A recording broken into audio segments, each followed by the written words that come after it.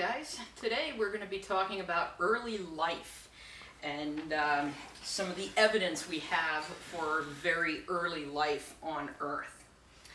And just as a little review of what early Earth was like, remember we had quite a number of meteorites and asteroids bombarding the surface of the planet from about 4.5 to 3.8 billion years ago. And while this seems like it's very inhospitable, and would be very inhospitable, many of these meteorites actually also brought organic compounds, including things like amino acids, to Earth. So bad in one way, but also were the bringers of certain things in another. But amino acids, while they're organic compounds, still aren't life.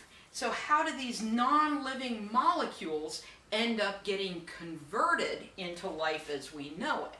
Well, let's see what we know about this. So first of all, life needs certain things. Life requires carbon, hydrogen, oxygen, nitrogen, phosphorus, and sulfur. So we have to have those compounds, or those elements, I should say. And they have to be put together in certain ways. So we have these four essentials for life. We need proteins. And these are strings of amino acids bonded together. We also need nucleic acids. That's RNA and DNA. These carry the genetic code. RNA is over here, and then DNA is here. There's that double helix of the DNA molecule. We also need organic phosphorus compounds. Remember that ATP you probably learned about in biology and how important that is for cellular activity and energy? Well, that's those organic phosphorus compounds. They transform light energy or chemical fuel into actual stuff the cell can use. And then the fourth thing that we need for life, we need some kind of a container. We need something that life occupies. Basically, a cell membrane holds the cell together and also isolates it from its environment. And right here, these are onion cells, and there we can see an individual cell isolated from the other ones. So we have those pieces. And let's look at how these pieces get put together into life. So where do amino acids come from? Well, one place they can come from is if you have a water-ammonia hydrocarbon mix, kind of like what Earth's early atmosphere was.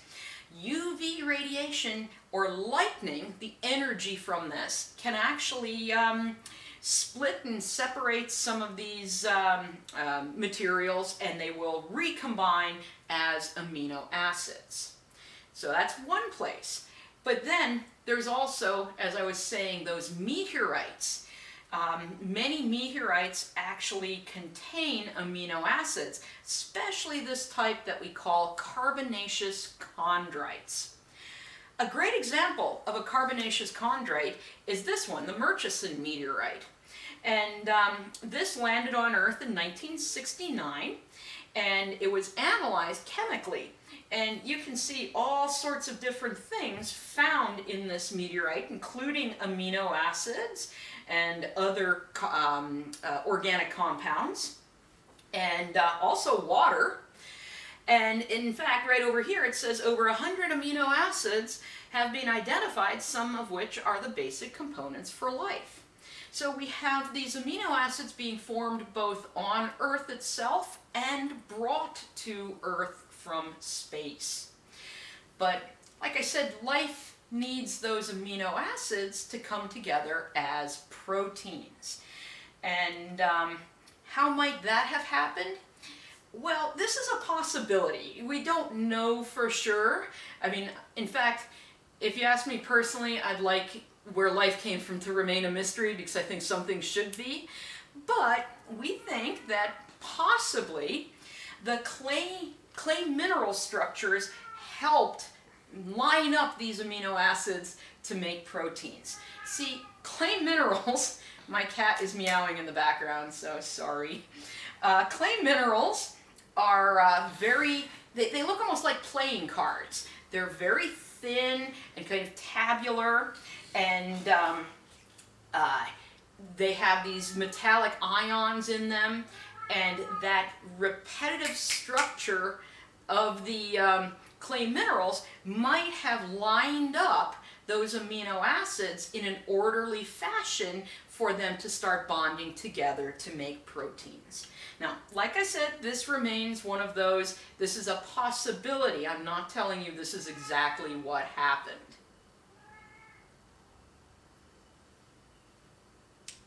Just seeing if Joe has more opinions. All right, so to kind of get an idea into early life and where early organic compounds and molecules might have come from, there is a very famous experiment done back in 1953. It's the Stanley Miller and Harold Urey experiment. And this was the first laboratory synthesis of amino acids. And if you've taken a biology class, you've undoubtedly probably learned about this. So what these two scientists did, they replicated the Earth's early atmosphere, right, with no oxygen and methane and nitrogen and all kinds of other things. And then they discharged sparks into it. And, you know, these sparks would have been like early thunderstorms here on Earth. And after a period of time, amino acids ended up forming. Now, an important thing is, this could only occur in an atmosphere lacking oxygen. And as I said in our previous lecture of the Archean, early Earth's atmosphere had no free oxygen. So what their little experiment looks like, basically they had a heat source, and they had basically heated water that's replicating our early ocean.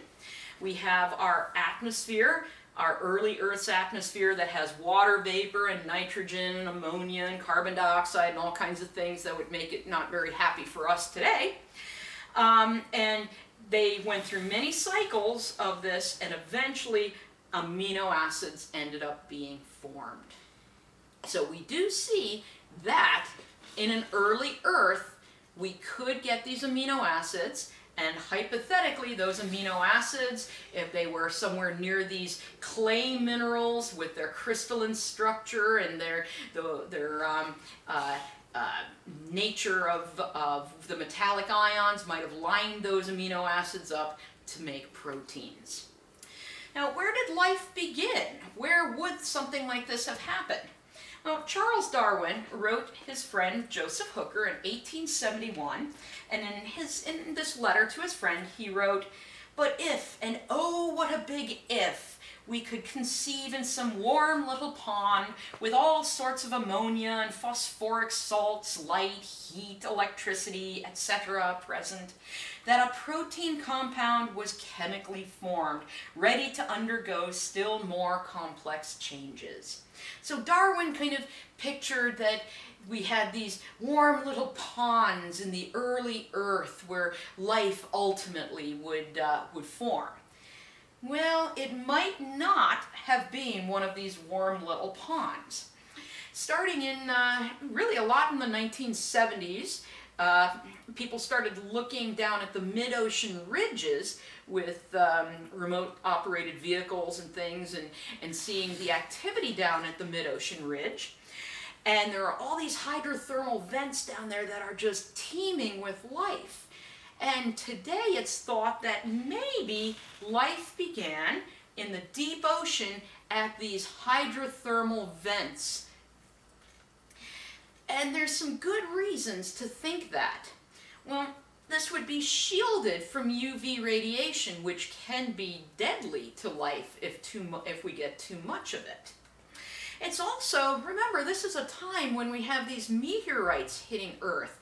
The surface is not a very nice place to be. But if you're in the deeper ocean at one of these hydrothermal vents, you're shielded to some extent from these meteorite impacts. And where you have these hydrothermal vents, there are plenty of nutrients. Now, maybe not nutrients, say, for organisms like us, But if you have chemosynthetic organisms, ones that, like photosynthesis uses light to make energy, chemosynthetic uses different chemicals to make energy for themselves. And these organisms derive their energy from things like hydrogen sulfide and methane and ammonia, and all of those can be found at these hydrothermal vents. So maybe it wasn't Darwin's warm little pond, but it was in the deep dark ocean in some very hot water where life began. You also down there would have the clay minerals that would be needed or possibly needed to line up those amino acids to make life. Now, if we look at modern life, many extremophiles, remember I talked about extremophiles a few weeks ago? Those are some of those weird organisms that live in weird places. Many of those belong to domain Archaea, which genetically domain Archaea includes the most primitive organisms. So perhaps that's where our life really got its start. And this is one of these black smokers or underwater hot springs. And this, the stuff that looks like black smoke, is actually this hot mineral-laden, nutrient-laden water. Oh, and you probably want to know the red. Those are tube worms that are living down there. All right, so some of the basic types of organisms that we get. You have autotrophs. Autotrophs manufacture their own food, kind of like plants today, right? They make their own food using sunlight and water. And those are your photoautotrophs, the ones that use sunlight. But we also have these chemoautotrophs, and those are the ones that use chemical compounds to make their own energy. Now, we are heterotrophs. Heterotrophs cannot make their own food, so we have to eat other things. You know, we have to eat our vegetables and other stuff. We can't make our own energy. Now, anaerobic organisms, this is another group of organisms. These guys thrive where there's no oxygen in the atmosphere. Aerobic organisms need oxygen to live. So these are all basic different types of organisms or different ways we might classify some organisms. All right, our very, very primitive organisms belong to the prokaryotes. Prokaryotes are the oldest known fossils that we have found. And this is a basic diagram of a prokaryote.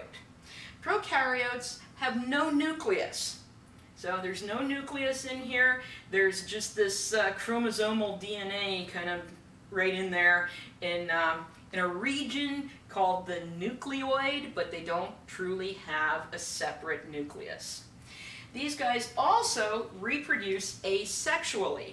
And when we went over evolution, remember I said asexual reproduction can limit your genetic variability, and that limits the changes that happen due to evolution. And thus, many of the prokaryotes that we see today are still very, very much like their ancient relatives. They haven't changed all that much. Prokaryotes belong in the domains Archaea and bacteria. Now, we, on the other hand, are eukaryotes. Eukaryotes have a definite nucleus and chromosomes. So we've got our nucleus in here where we have our chromosomes and our genetic material. They also have all those organelles. And if you took a biology class, you had to learn all about like vacuoles and mitochondria and endoplasmic reticulum and all that kind of stuff. Now, I'm not going to make you memorize all that stuff like in a biology class, but just remember, in a eukaryotic cell, you have all those different organelles. Now, the oldest of our eukaryotes date to 2.2 billion years ago, and that's the oldest definite. There's no argument over that.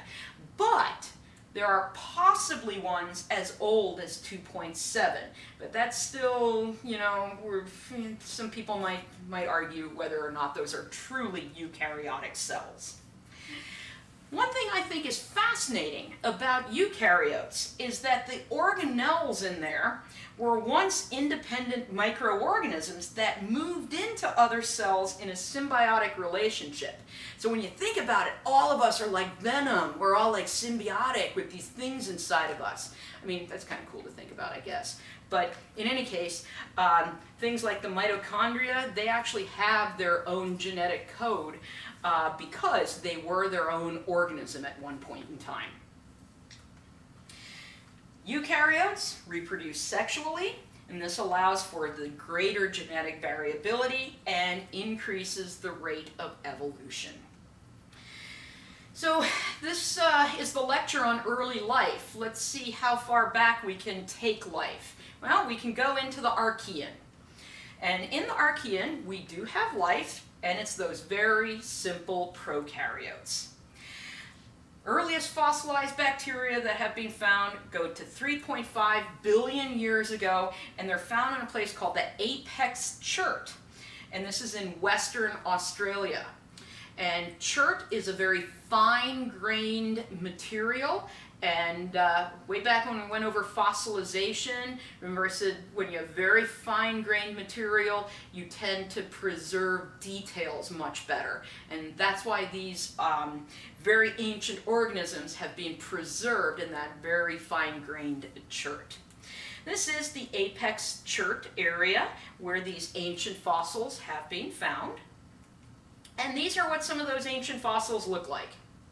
I'm not an expert in ancient, bacteria fossils, but hey, there you go. Now, we might have life even older than 3.5 billion years. In some rocks in Greenland, they've analyzed the geochemistry. So they've looked at the compounds in there, and that suggests that there might possibly have been life as long ago as 3.8 billion years ago. But we haven't actually recovered any fossils yet, so at that point this is just a possibility, not a definite fact.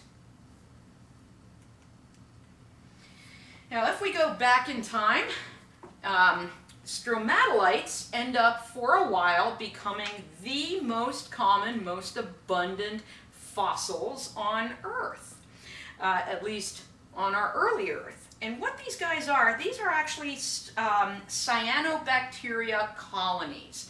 Cyanobacteria are blue-green algae, and at least that's another name for them. They're photosynthetic, and what they do, since they're photosynthetic, they like to grow upwards towards the sun, so they get these kind of domed mats forming. I'll talk a little bit more about that in just a moment.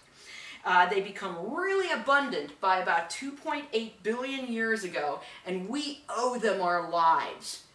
We owe them our lives because they are photosynthetic, and they help give us the oxygen we breathe today. So this is what stromatolites, modern stromatolites, look like.